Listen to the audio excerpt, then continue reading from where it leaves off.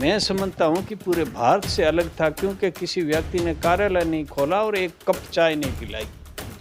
तो ऐसी स्थिति में जो मेरे फॉर्म भरने का दिन था, उस समय 20,000 पब्लिक थी और मैंने सिर्फ 3500 रुपये खर्च किए थे। 20,000 पब्लिक में 3500 रुपये खर्च? हाँ, मैंने 2 टंकी मंगाई पानी की और 600 रुपये का एक बैनर लगाया, 2 बल्ली ला करके वहाँ खड़ी कर दी, उसके ऊपर मेरा बैनर लगाया ताकि पब्लिक नीचे बैठे। अपराध बढ़ा, अपराध का जो ग्राफ बढ़ा है और अनुसूचित जाति और जनजाति के लोगों पर और भी ज़्यादा बढ़ा है, वो बड़ी चिंता का विषय है। उस मामले में सरकार ज़्यादा अच्छा नहीं किया अपराधों को रोकने के लिए, और विशेष करके निचले पब्लिक तबके पर जो अपराध हुए, भू माफिया बढ़े हैं, बजरी माफिया बढ़े हैं, चोर गिरोह बढ़े हैं, न जाने कितनी कितनी गैंगे इस देश में। चंद्रशेखर आज़ाद ने तो आज़ाद समाज पार्टी का कोई भी उम्मीदवार खड़ा होगा, ये यूथ काफ़ी संख्या में निश्चित तौर पे, और विशेष करके अनुसूचित जाति और जनजाति के यूथ है, वो आज़ाद समाज पार्टी की ओर अभी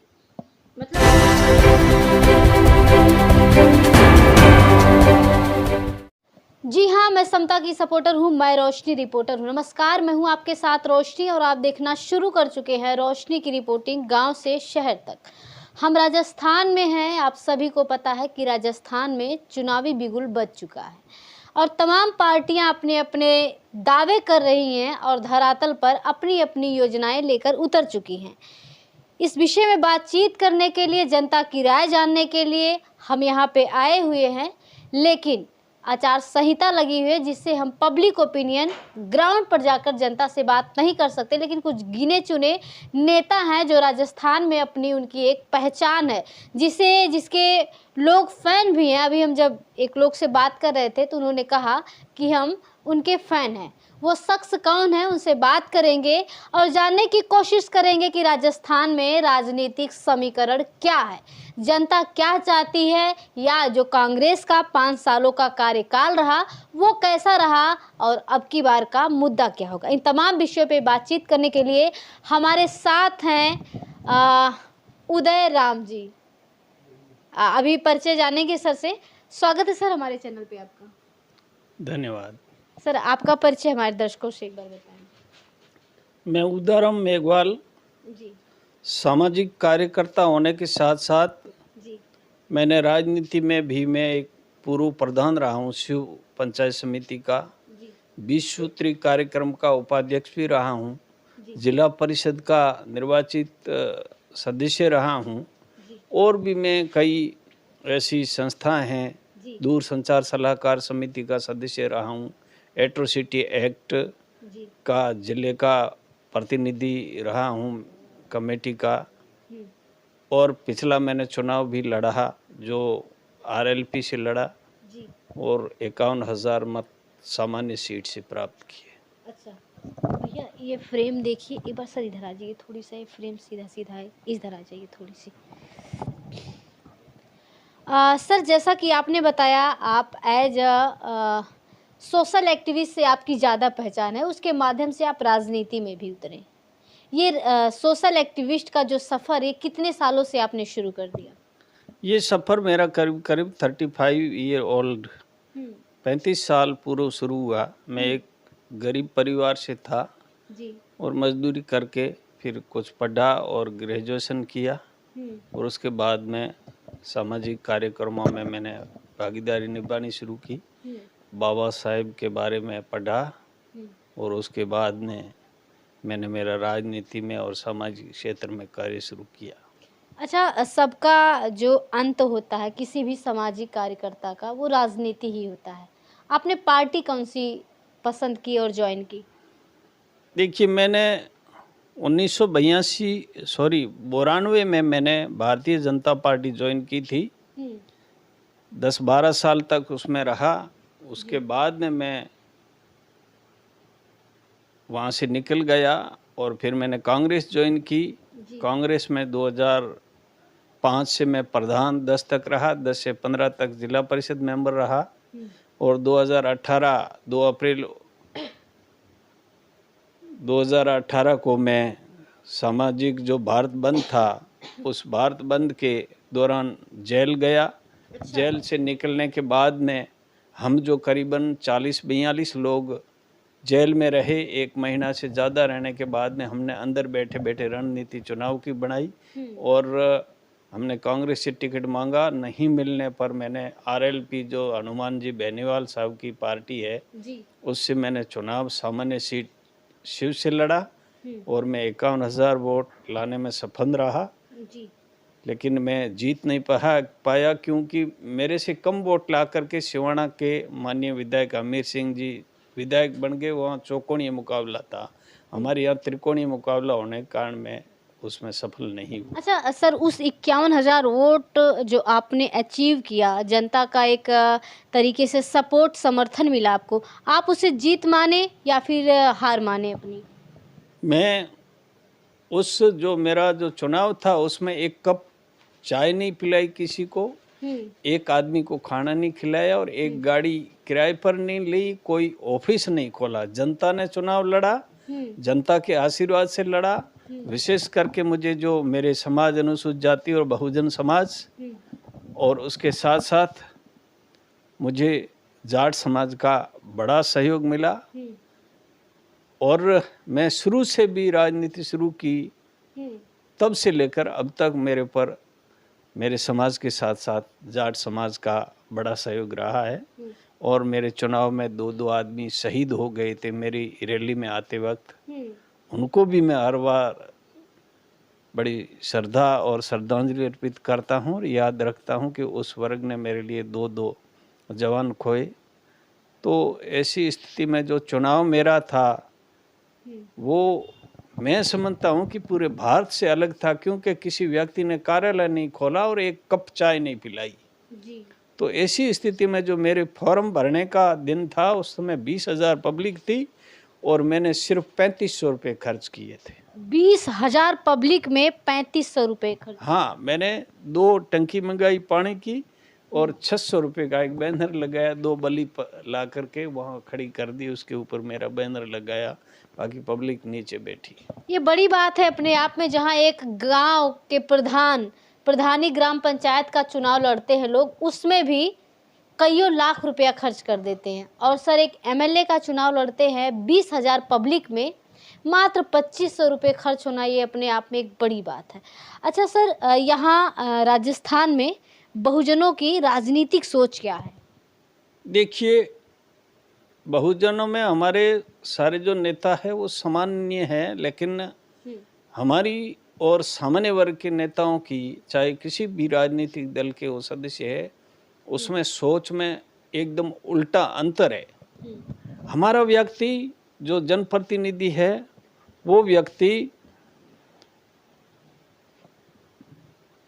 राजनीति में है, वो अपने समाज पर कभी जुल्म या उसके विकास या उनके अधिकारों की लड़ाई लड़ने के लिए सत्य बात होते हुए भी वो डरता है कि कहीं ये सामान्य वर्ग के जिसने मुझे जिताया या मैं सहयोग किया वो नाराज नहीं हो जाए। जबकि जो स्वर्ण वर्ग के या उच्च वर्ग के जो लोग हैं, उनके जो नेता है किसी भी राजनीतिक दल में, वो कतई परवाह नहीं करते अपने समाज की बात के लिए। अपनी जायज तो दूर की बात है, अगर नाजायज भी अगर समाज के लिए लड़ाई लड़नी पड़े तो वो लड़ लेते हैं। ये अंतर है। इसकी वजह से हमारे समाज के लोग जब तक पार्टी में रहते हैं, कुछ लोगों को छोड़ करके ज़्यादातर लोग आज़ादी से नहीं रहते। उनको चिंता रहती है कि मेरी टिकट नहीं कट जाए और वो स्वतंत्र काम नहीं करते। अच्छा सर, ये जो इंद्र मेघवाल जैसी घटनाएं रही, क्या लगता है कि इसका असर अब की विधानसभा चुनाव में कुछ पड़ने वाला है? देखिए, ये तो निश्चित तौर पे है। कबीरा हाय गरीब की कबू न निर्फल जाए, मरे बेल की चाम से लोहा भस्म हो जाए, अनीति से जात हैं राज तेज और वंश, तीनों ताड़ा दे गया रावण केरो कंस। इस प्रकार गरीब की हाय लगती है। गरीब में ज़्यादा लड़ने की सामर्थ्यता नहीं होती है, लेकिन निश्चित तौर पे उसके जो जुल्म करने वाले लोगों के, अपराधियों को निश्चित तौर पे कहीं न कहीं प्रकृति सजा देती है। और ये डेमोक्रेसी में लोगों में नाराज़गी होती है, खुल के कितना वोट करेंगे, लेकिन इसका नुकसान तो निश्चित तौर पे जो उनका समर्थन करते आए हैं, जिन्होंने किया है अपराध का, तो उनका निश्चित तौर पे नुकसान तो होना ही है। अच्छा, आपकी लड़ाई किस में है? किस किस में टक्कर देख पा रहे हैं आप लोग? किस संबंध में? चुनाव में, विधानसभा चुनाव में कौन कौन सी पार्टी आमने सामने है? कौन सी पार्टी किसको टक्कर देने वाली है आपकी? हमारे इस राजस्थान में 2 दलीय ही राजनीति अभी तक आई है। जी। तीसरा दल अभी तक कोई शासन में नहीं आया। कौन कौन सी पार्टी? एक भारतीय जनता पार्टी और दूसरी कांग्रेस। हम्म।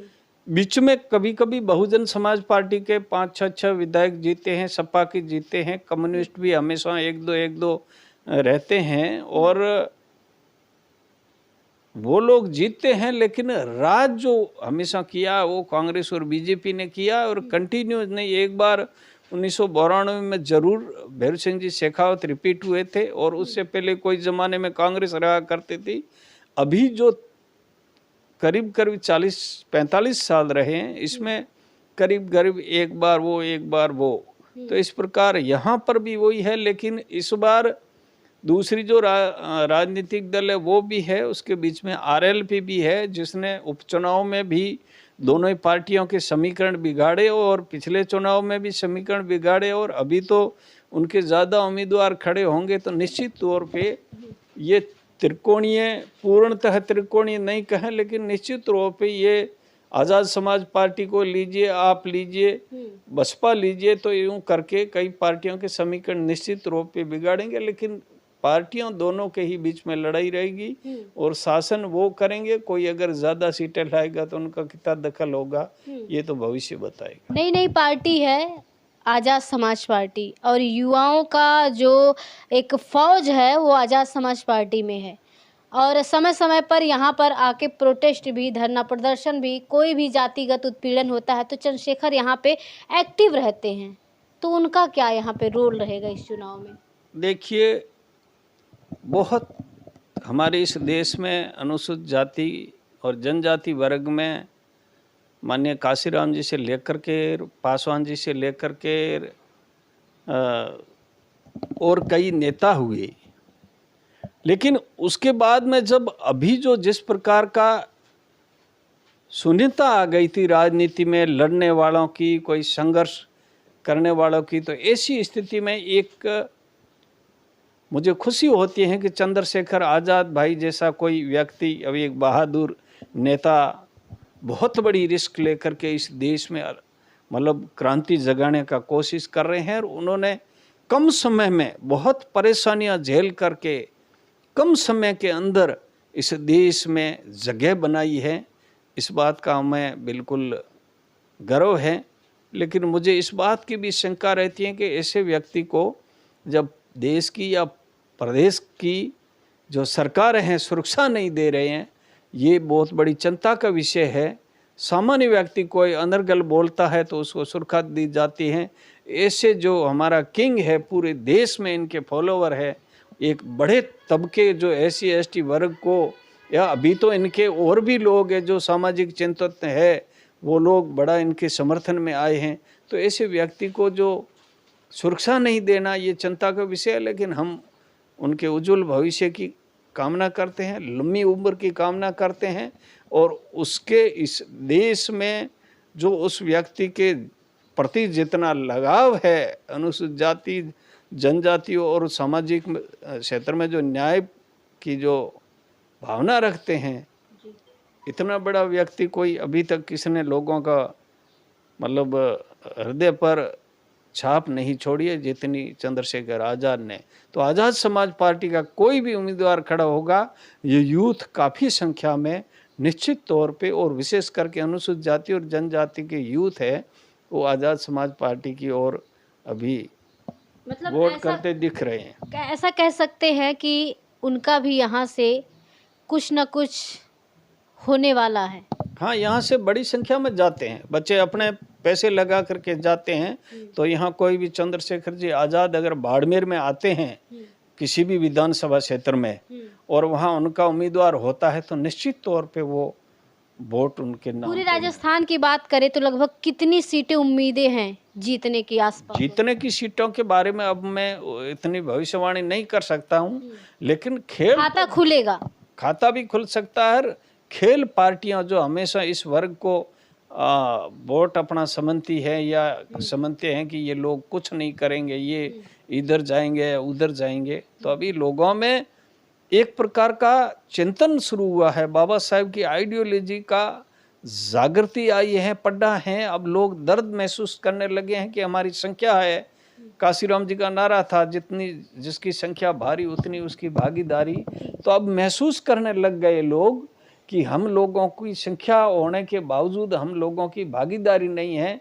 तो ऐसे में दर्द महसूस करने लग गए हैं, और एक दिन जब दवा इनको मिल जाएगी, ये वोट का सही उपयोग करने लग जाएंगे, तो हमेशा जो बपोती समझते थे लोग अपनी, उनकी दुकानें निश्चित तौर पे शटर डाउन करने पड़ेंगे। अच्छा, जो वादे कर कर कांग्रेस आई थी सत्ता में, वादे पूरे हुए या नहीं? देखिए, जहाँ तक विकास की बात है तो निश्चित तौर पे कांग्रेस सरकार ने बहुत सारी योजनाएं लाई, बहुत सारे काम भी हुए हैं। मेडिकल के क्षेत्र में हुआ है और हर क्षेत्र में हुआ है। यूं तो अब कोई नहीं कह सकता कि मैंने पूरे काम कर दिए तो अब आगे ज़रूरत नहीं है, लेकिन उस क्षेत्र में तो ठीक ठाक संतुष्टि है।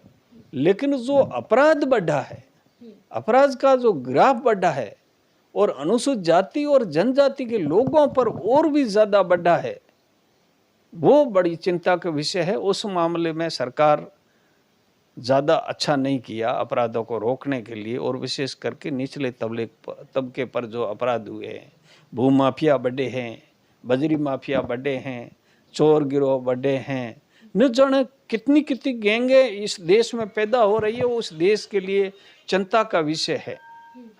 तो इस मामले में सरकार ने काम ठीक नहीं किया, लेकिन विकास और अन्य योजनाओं में ठीक काम किया। अच्छा, जो आपको देख पा रहे हैं लोग, बाहर से लोग देख रहे हैं और सबकी निगाहें कहीं ना कहीं राजस्थान चुनाव पर है, उनको क्या कहना चाहेंगे आप?